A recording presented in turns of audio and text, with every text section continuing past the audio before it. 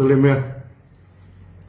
You may be wondering, in our past videos, we are talking about some miraculous achievements of some sunyatis. They could go for astral traveling, projection of consciousness over distance, and saw the angels or naga, and etc. Over many of my talks and lectures of sunya, I caution the sunyati, do not practice for miracles or the supernatural power, because they do not solve our problems and never bring in peace and prosperity for us. Then why I started to talk about the supernatural achievement of some sunyati here? The reason is very simple. Human beings are curious in nature and love to explore the unknown. Also, many gurus, baba, and so-called religious teachers love to use their supernatural power to awe their followers so that they can donate more money and let them live a lavish life. Our mind is powerful, very powerful, and sunya is a training of the mind. From the very first day I started to teach sunya 30 years ago until today, we have a lot of miraculous testimonies.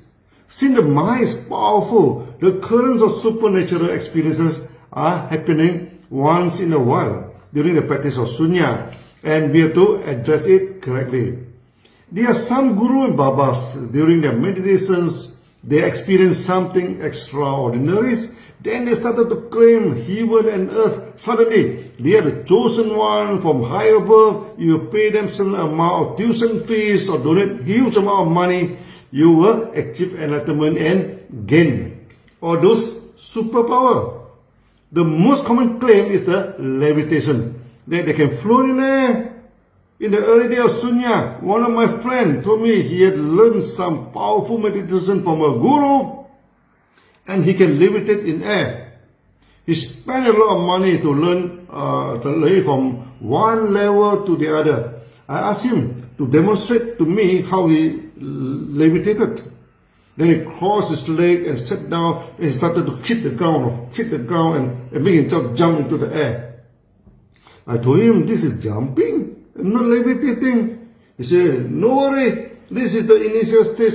Many people can't even jump when they cross the leg, and now he could jump into the air. The guru told him he was at advanced stage already, but he paid more money to learn. One day he could levitate and float in the air. I asked him, have you seen your guru float in the air? He said, no. But the guru saw them, the photo, he was floating in the air. And when coaching them, the guru could jump high into the air. I told him, you must be an idiot. The so-called photos floating in the air are the momentary snapshots when they jump into the air. Anybody with a Photoshop can create such a photo. He insisted his guru could float. Only the very high level students have seen them. Then I asked him, have you met any of the so-called high level students? He said, no. Actually, he himself is considered high level student already because he could jump very high into the air. Then he told me he may not levitate in the real practice, but one time in his dream, he found himself floating in the air. My stomach was pained from laughing at it. Then I told him the story of Mrs. Chong. At least she could travel to the top of the clouds and even to Jupiter and come back.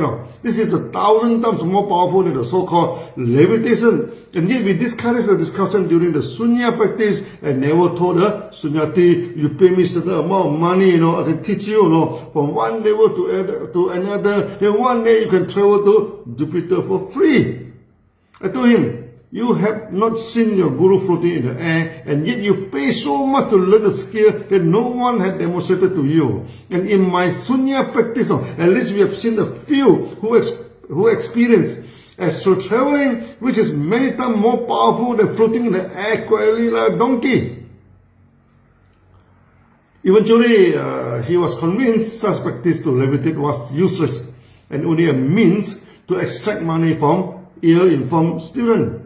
The problem was he wanted to experience astral traveling when practicing sunya. He was a small-time contractor, and at that time the economy was not good.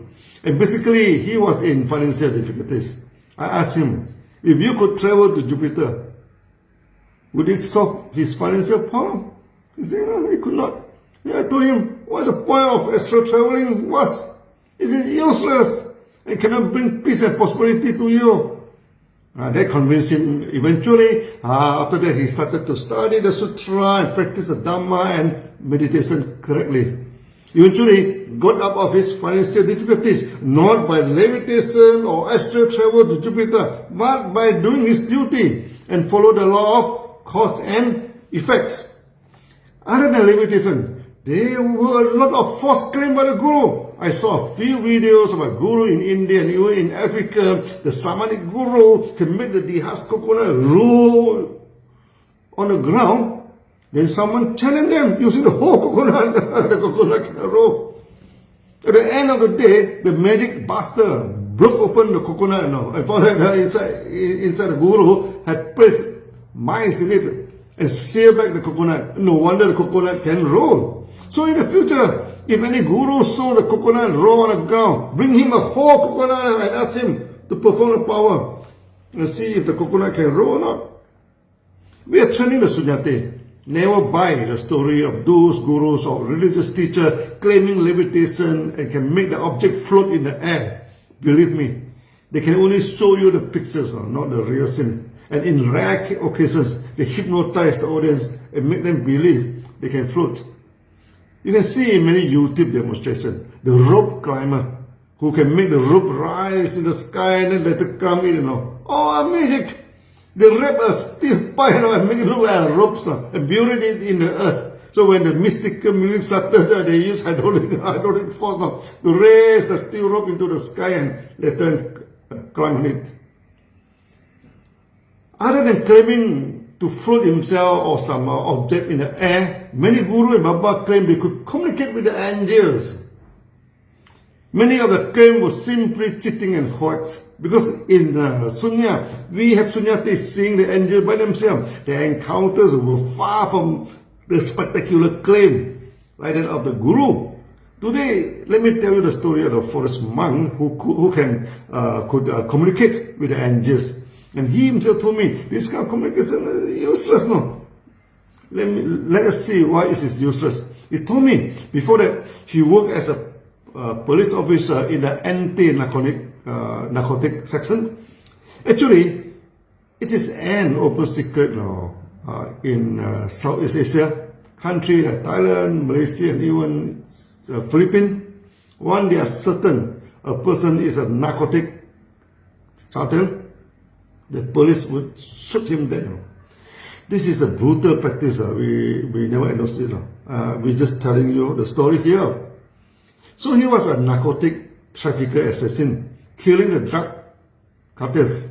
Once the anti-narcotic department identified the main trafficker, after a few assassinations, he started to lose sleep, and experience nightmare in the sleep. Finally, in his last mission, he rode a motorcycle and killed a drug dealer in one marketplace, which are full of people. Maybe the family members there, the horror and pains in their voices drilled deep into his mind. After that, he could not sleep anymore. The despair and horror and the yelling of people haunted him again and again. Then he started to go to nightclub to boost himself out, and taking prostitute for sex. Hopefully the nightmare could go away. It never worked. Finally, he went to the temple to ask forgiveness for his sins. The chief monk advised him to go to the forest and become a forest monk, to live in solitary and repent his bad karma, transferring his marriage energy for those he killed. When he practiced meditation, a lot of spirits come and disturb him, and he decided to leave Thailand and come to Malaysia. Changing the environment did lessen the burden in his mind. He ended in the forest in the state of police, the most northern state of Malaysia, sharing a common border with Thailand. In Perlis, the mountain is mainly limestone in nature and have a lot of caves, so he chose one of them and stay in it to meditate. During the meditation, he started to see some supernatural beings came and disturbed him. Initially, he saw a funny tiger, which was a very long body, rolling fearfully and encircling him. The body of the tiger was so long now. Wow, encircling him could meet head to tail. He kept telling the tiger, if you wish to eat me, I have no objection, If you want to eat me now. But please stop making that roaring sound, it disturbs my meditation. Then the tiger stopped roaring. After some time, walk away and never return again. Then at one time there appeared a huge serpent.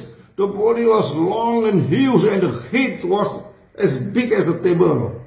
The serpent encircled him, and opened the huge mouth, like it was going to swallow him down.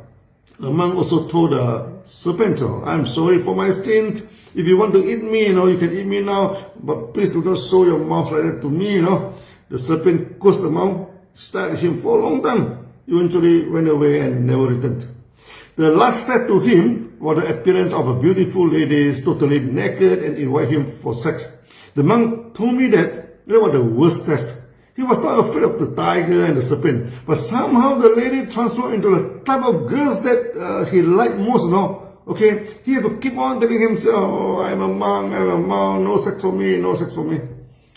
After this last text, no more horrible things came to disturb him, as he kept on transferring his energy, and married to whoever was around him. Eventually some angels actually came to him. Sooner he could see something far away, the thinking of others, etc., through the help of the angels. I normally do not take miraculous claims easily and want them to demonstrate to me. The monk with his eyes open could tell me in great detail what my house looked like. It amazed me. But the monk told me not to believe those fortune teller who can describe your house clearly. And this is from the help of the spirits. They can tell you your past, but never predict your future correctly. All these are useless tricks. I asked him, how do you know someone is using the power of angel to see things? He told me one of the common practice is they are eating sweets during fortune telling. This is to feed the energy to the spirit. Later I found one Chinese Baba from Australia gathered a huge crowd of people, and he could know how your house look like, whether a woman has done abortion or someone has done something bad in the past. He added sweets before closing the eyes and then whacking the woman who asked him a question for her past abortion and frightened her to hell. Then of course they have to pay money to settle the sinful problem. He amassed tens of millions of dollars. Even many religious parties warn that he is not Buddhist and against the precepts to do all these acts. Thousands of people still get to see him as they are awed by his ability to tell your secret. And he claimed he is empowered by Avalokiteshvara. Like many gurus who claim they are endorsed by the God, many unfortunate, uninformed believe this and donate a lot of money, to wash their sin. In Sunya, we always tell the Sunyati, do not believe those gurus and Baba that show off their miraculous power. Many of that is through association with evil spirit. And you cannot use money, to wash your sin clean, You must cleanse yourself through good practice in Sunya and serving humanity. In the practice of Sunya, we leave those spirits and angels alone and never want to interact with them. And they bring more trouble than giving us any benefits. But we are not afraid, of the spirit or angels to disturb us. The energy of meditation is very strong and harmful to them if they dare to come near. As even today, many cheaters are using the spirit and ghosts to frighten people. They keep on claiming you are possessed by certain evil, that you have to pay money for them to get rid of the evils. As Sunyati, we never need those idiots and cheaters. When you practice more advanced into Sunya, you will realize the practice of Sunya is powerful. No evil spirits dare to come near to you. It is our duty, to teach people to lead a peaceful life and not keep on worrying about the evil spirit and demons. We did coach and guide the Sunya counsel how to deal with such cases, which 99% was psychological problem rather than due to any evil spirit. So in future, we need to train you to differentiate a psychological case and a real haunted case. What you need to learn today is that you don't need anybody to help you for this. Sunya is powerful enough to handle the problem for you. So see you in the next video. Bye bye.